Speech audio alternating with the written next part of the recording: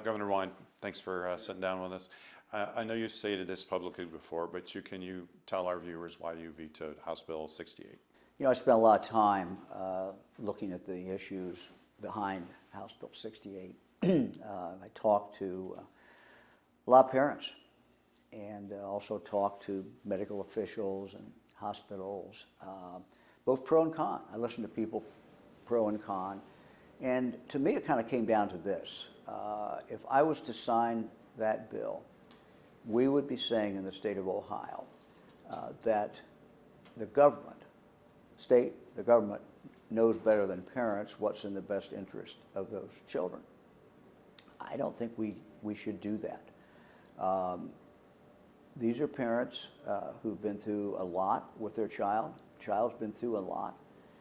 They've sought the best care that they can find. They've listened to the best experts. But really, there's no one that knows that child better than the parents, and there's certainly no one that loves that child more than the parents. And for us to say that the state knows best seems to me to go against what we value in this country, which is families and parents' rights.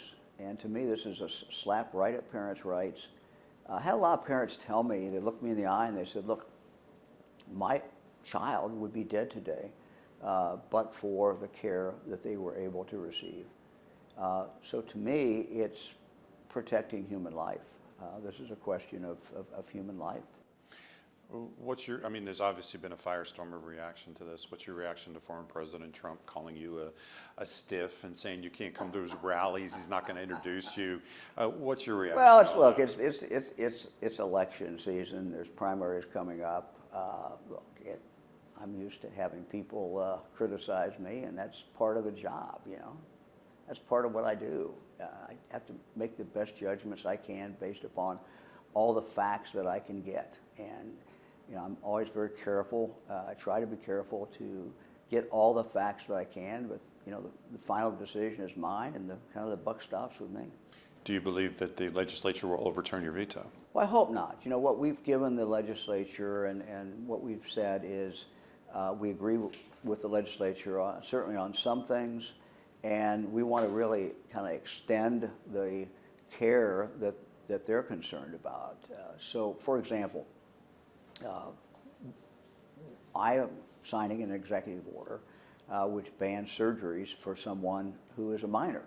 Now, our hospitals that are treating these children do not do these surgeries, and it's not clear at all if any of these are being done or how many of these are being done. But we want to make it just very clear. If it's a minor, surgeries is not going to happen in the state of Ohio.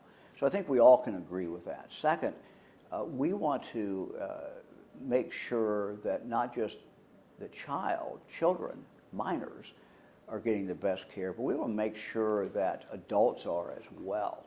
And so I have asked our Department of Health to work with experts in the field and also to work with the legislature to come up with the right protocols so that if you have a child and you're taking that child in to get this care, or if you're an adult and you go in, that you get very, very good care. The key to all this, we found as I spent a lot of time looking at this and mostly listening, but the key is to have good mental health care. And that care has to start from the time that person goes in. And what we've found is that in 2/3 of the times with children, that mental health care is what they get. There's nothing beyond that. They find that the child has other problems. They find the child may have trauma that they have received, and then working through with that child with good mental health care. So what we don't want to see happen is for adults, pop-up clinics, people who decide to get into the field maybe because they can make money. That's not what's needed. What clearly is needed is good long-term mental health care. So you're saying that... So what we are doing with my executive orders and working with the state legislature is to make sure that we don't just have pop-up clinics, that what we really have is whether you're a child or an adult, you walk in there, you get the care that you need, and that is starts with very, very good mental health care. Are you, do you approve or agree? You say 2/3, especially of minors, that's all they need. If they're going through this and wondering whether or not they need to change their gender, 2/3 of them only need the mental health care to help them make that decision. The other third obviously means other things. It means hormone therapy, it means other things. Are you saying that that's, you accept that? What I'm saying is that what parents will tell you is that these are the most difficult decisions they've ever been involved in their life. It involves the most precious thing in their life, and that is their child. And they agonize over what is best. But their goal is to make sure that child does not kill himself or herself. Their goal is to get the best care that they can for that child. And so for us to say we know best, that the government knows best, seems to me not to be a conservative position at all. It seems to me to be a radical position.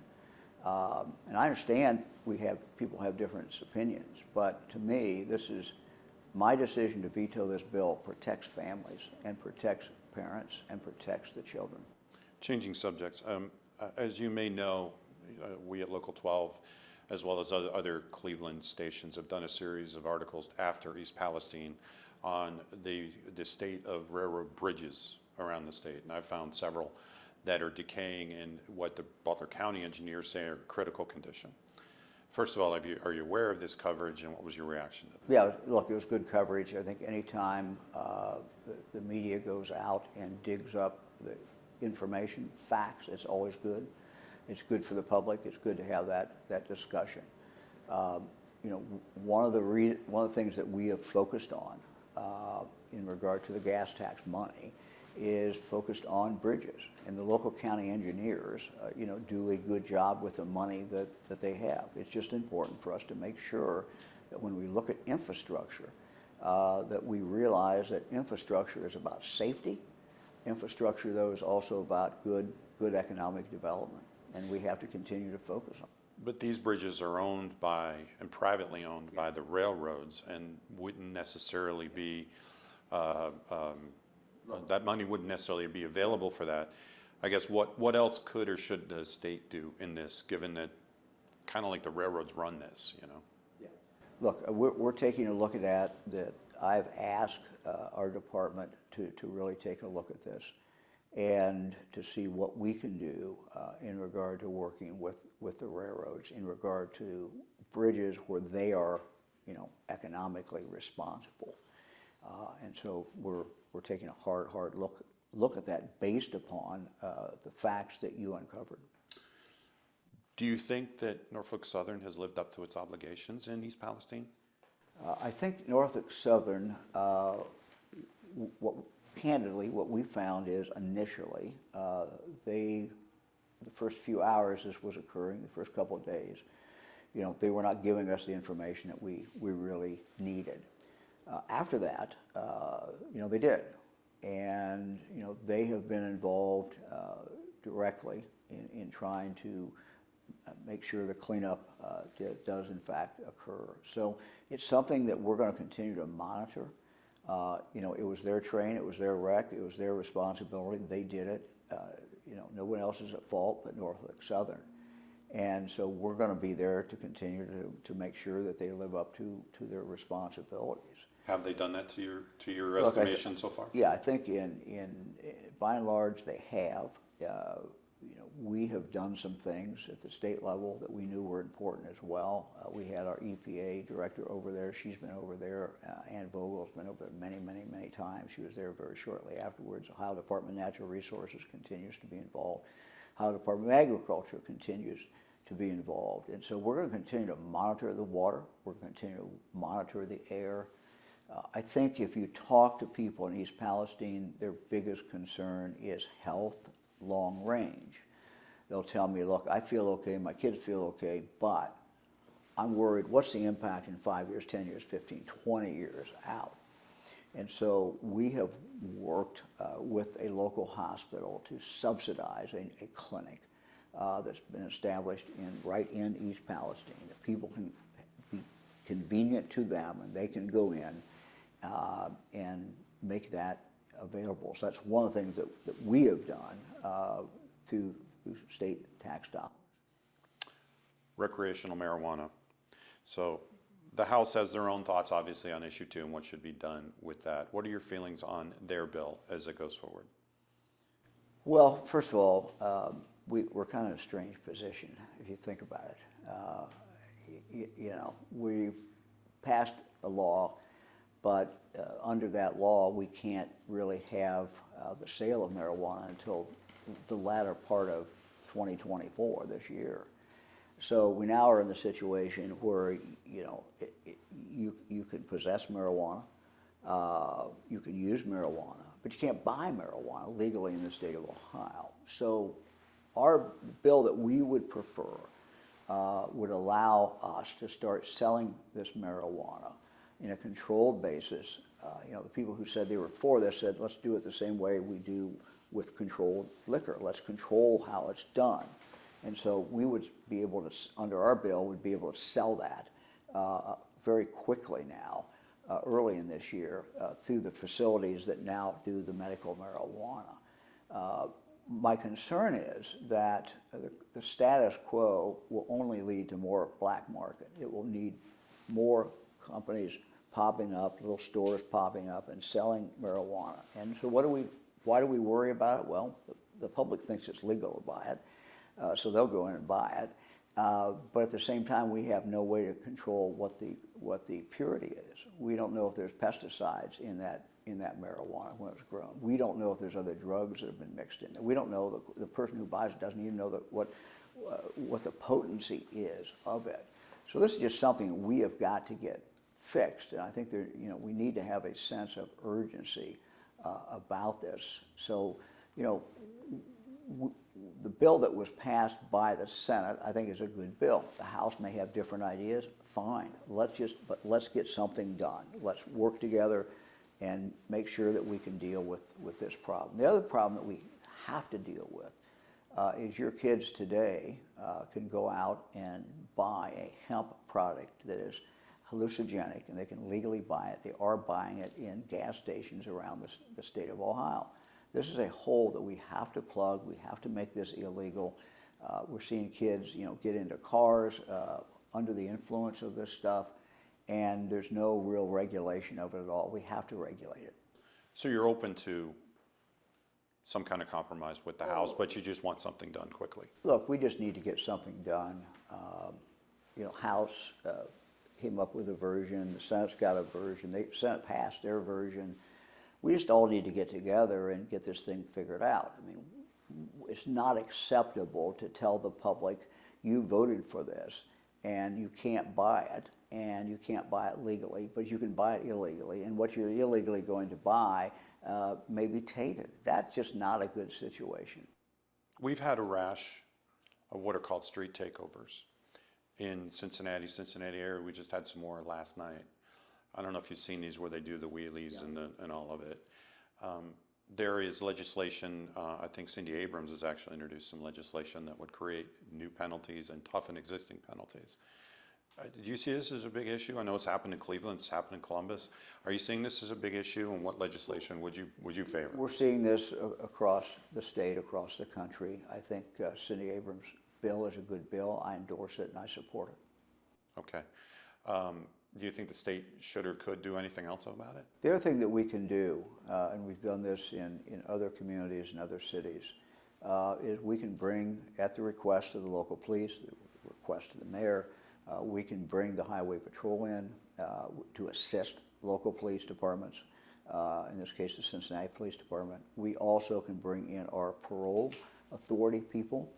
They can go out and check on people who are on parole. We can also bring our liquor control people in to surge in. So we can do a surge, and we've done this in cities across the state. All we need, frankly, is a mayor to request us to do this. What it does is it focuses on the repeat violent offenders.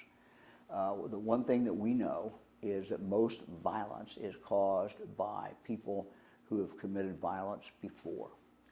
And if we can go after them and quite candidly lock them up, we can save a lot of lives. There's nothing more tragic than to hear you report or to read that a 12-year-old has been killed because of a stray bullet that was shot when two gangs were warring against each other. You know, that's just horrible, and it just, you know, breaks your heart.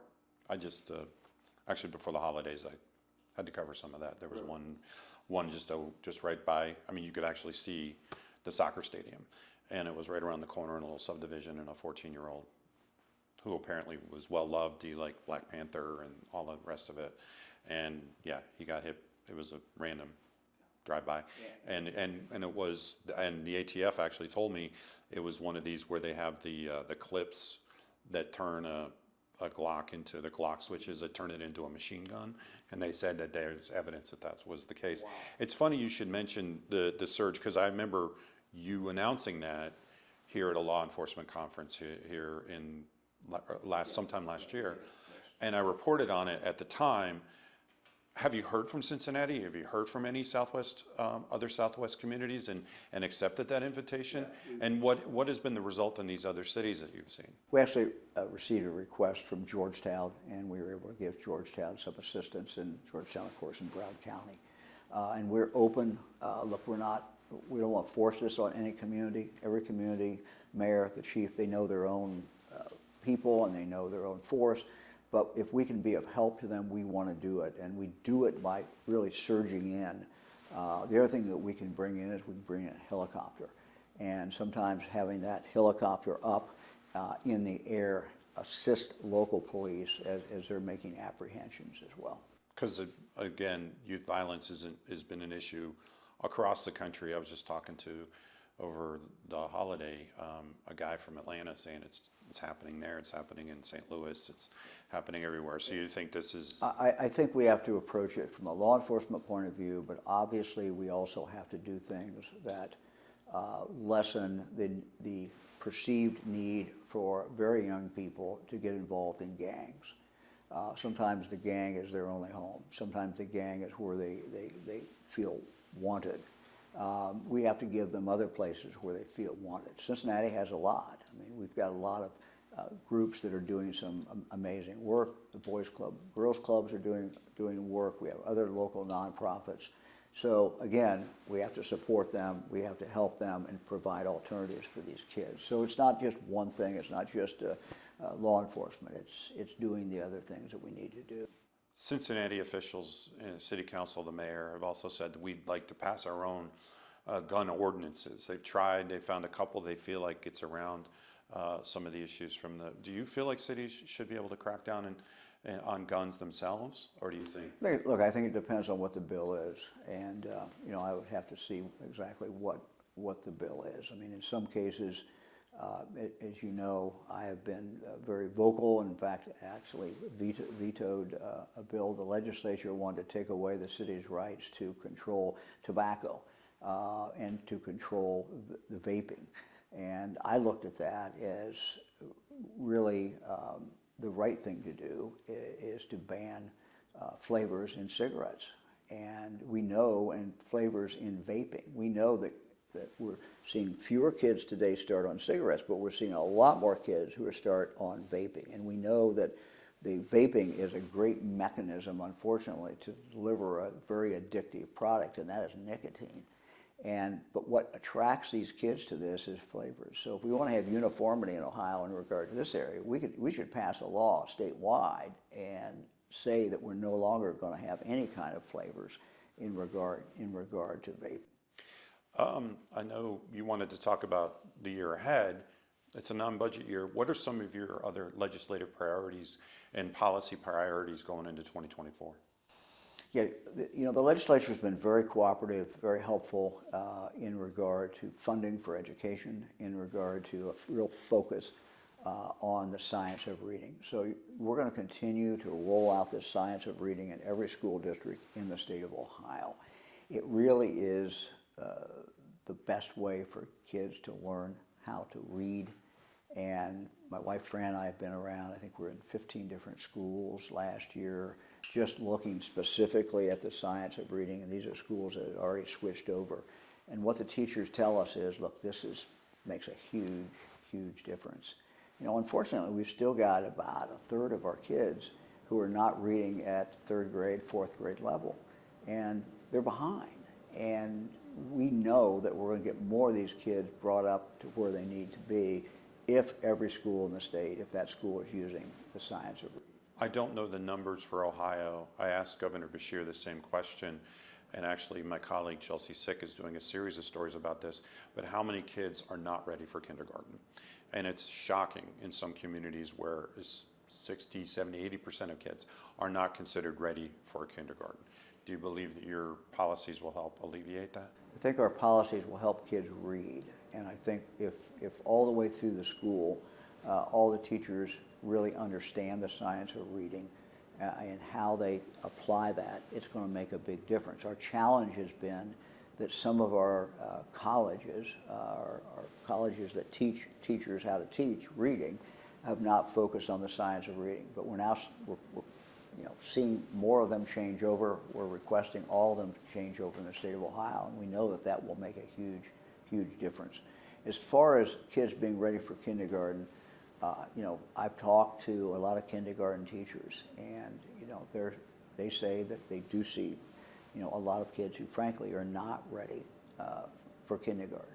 And one of the things that we have to do a better job of in the state is to make sure that the daycare is available for parents who want to avail themselves of that. Not only does that allow the parent to work, but it also gives that child some structure and gets that child ready to go forward to kindergarten. So when they get to kindergarten, they're not just totally lost.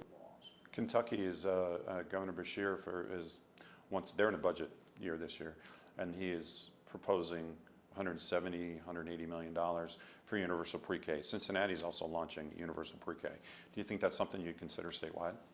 Well, I think one of the things that we can do is to spend more money, candidly, and put more focus on that child care leading up to kindergarten.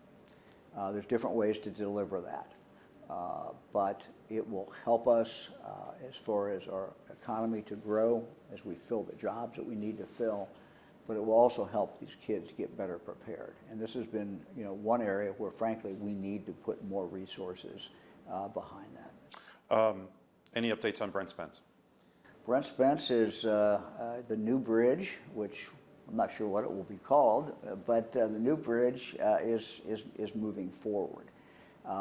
This is a long-term project. We have the money in place to do it, and we just, it's going to take a while, unfortunately, to get that done. But the good news is there's going to be a new bridge. It's coming, and it's vitally important. Any last thoughts? Anything that I didn't ask that you wanted to add? No, I think you covered a lot of stuff. Yeah, Great. good. Yeah.